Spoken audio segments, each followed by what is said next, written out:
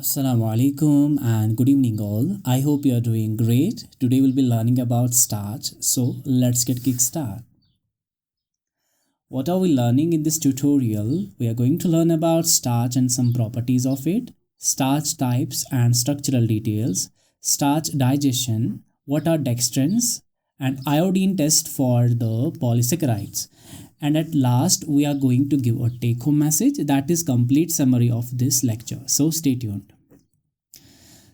Let's begin. Now starch and some properties. First thing which we need to remember is starch is a storage polysaccharide that is the reserved sugar of producers.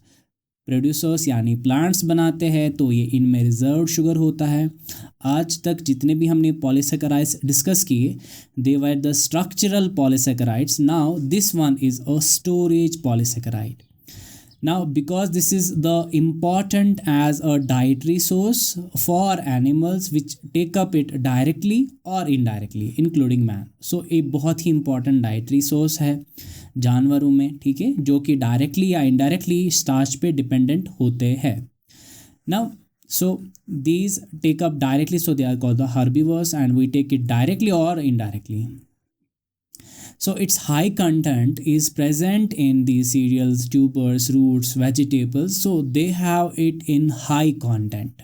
ठीक, तो starch इनमें बहुत ही ज़्यादा पाया जाता है इन foods में, मोस्टली सीरियल्स, रूट्स और ट्यूबर्स और वेजिटेबल्स में. So it's important to remember that this is also a polymer of glucose. देखो कितना इंपॉर्टेंट, कितनी बार हमने डिस्कस किया कि ग्लूकोज कहाँ कहाँ जो है प्रेजेंट होता है, किन किन पॉलीसेकेराइड्स में प्रेजेंट होता है. सो इट्स ऑल्सो अ होमोपॉलीसेकेराइड, यानी डी ग्लूकोज यूनिट्स ही आपस में जोड़े जाते हैं. ओके, तो this is a homopolysaccharide of D glucose units.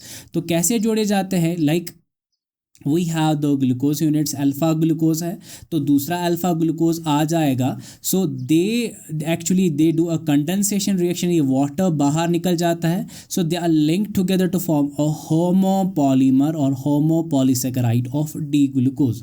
तो ये इसका फंडा है जो हमें याद रखना है. आगे हम स्ट्रक्चर में और पढ़ेंगे. Because it's made up of glucose it's also called the glucan और ग्लूकोसान. ये हमें इतना याद रखेंगे इसके बेसिक्स में.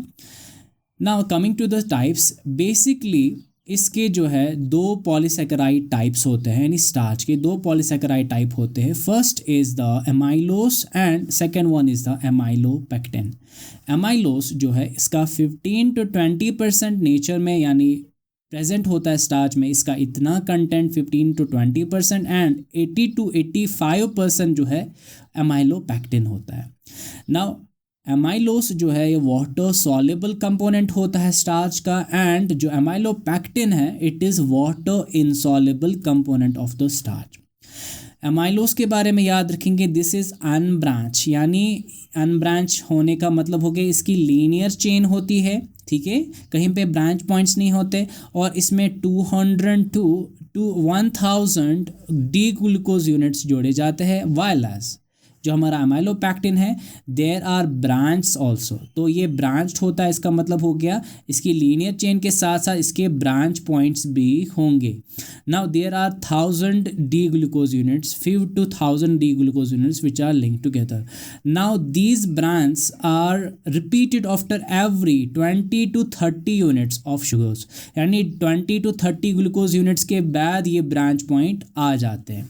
Now D glucose units जो प्रेजेंट होते हैं they are linked together by alpha 1,4 basically, यानी एक ग्लूकोज यूनिट दूसरे ग्लूकोज यूनिट में कैसे जुड़ जाता है अल्फ़ा 1,4 लिंकेज से, जो कि हमने ऑलरेडी डिस्कस की है प्रीवियस लेक्चर्स में. यहाँ पे हमें याद रखना कि यहाँ पे जो एमाइलोपेक्टिन है इसमें अल्फ़ा 1,4 लिंक तो है ही, प्लस जो ब्रांड्स होते हैं वहाँ पे अल्फ़ा 1,6 प्रेजेंट होता है. जैसे आप यहाँ पे देखोगे, so this is the amylose, alpha amylose, this is one D glucose, this is another D glucose, they are linked together by alpha 1 and 4 bond. So this is the alpha 1 glycosidic linkage, while as this amylopectin has a glucose unit, they are linked together by alpha 1 and 4 bond, alpha 1 and 4 present here also, but at branch this is the branch point. Here is alpha 1 and 6 carbon, ये आपस में जोड़े जाते तो alpha 1 6 branch point पे होता है.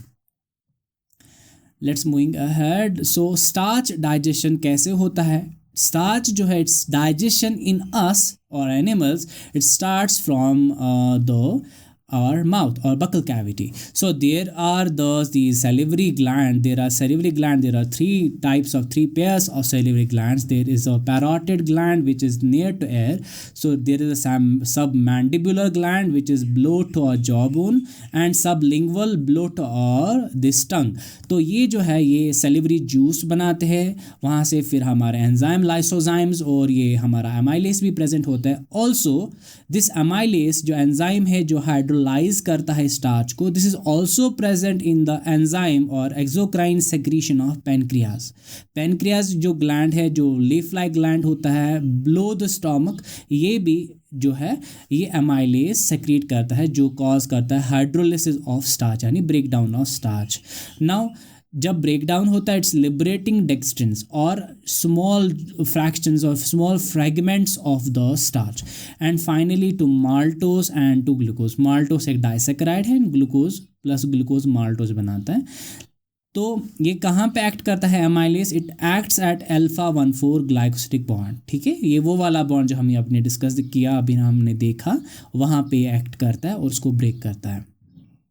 Like this is the starch and these are the glucose units which are linked together by alpha 1,4 और इस बॉन्ड को ये ब्रेक करता है. पेनक्रिएटिक अमाइलेस को देखो, इस स्ट्रेट चेन है स्टार्च की अमाइलोस की, तो यहाँ पे ब्रेक मारेगा यानी अल्फा 1,4 लिंक को ब्रेक करेगा. This is a short polysaccharide. ठीक है, या इसको हम ऑलिगोसेकेराइड कहेंगे या इसको लिमिट डेक्स्ट्रिंस कहते हैं. या maltose glucose plus glucose maltose एक डाइसेकेराइड होता है. तो ये फ्रैगमेंट्स क्रिएट हो जाते हैं after digestion. Now what is a dextrin which we understood, I guess so.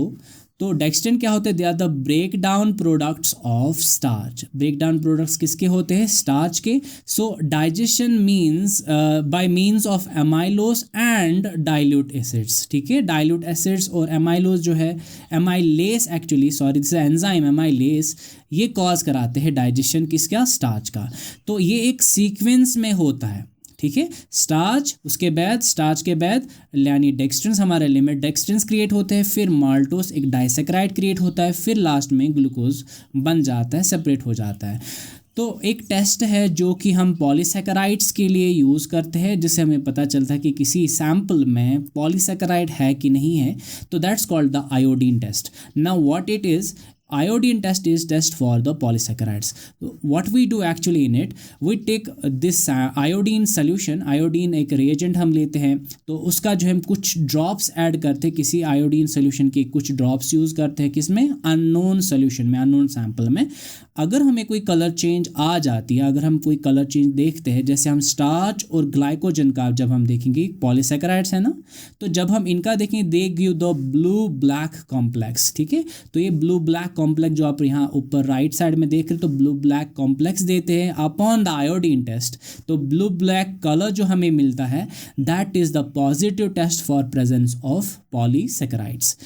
तो और भी कुछ है जो हमारे intermediates in the digestion of the starch. There are little more intermediates like starch जो है वो आयोडीन कलर में ब्लू देता है, ऐसे ही हमारा ग्लाइकोजन भी ब्लू देता है, एमाइलोडेक्स्ट्रिन जो है वायलेट देता है, एरिथ्रोडेक्स्ट्रिन जो है रेड देता है, ऐसे एक्रोडेक्स्ट्रिन जो है इसका कोई कलर नहीं आता, कोई टेस्ट नहीं आता इसमें.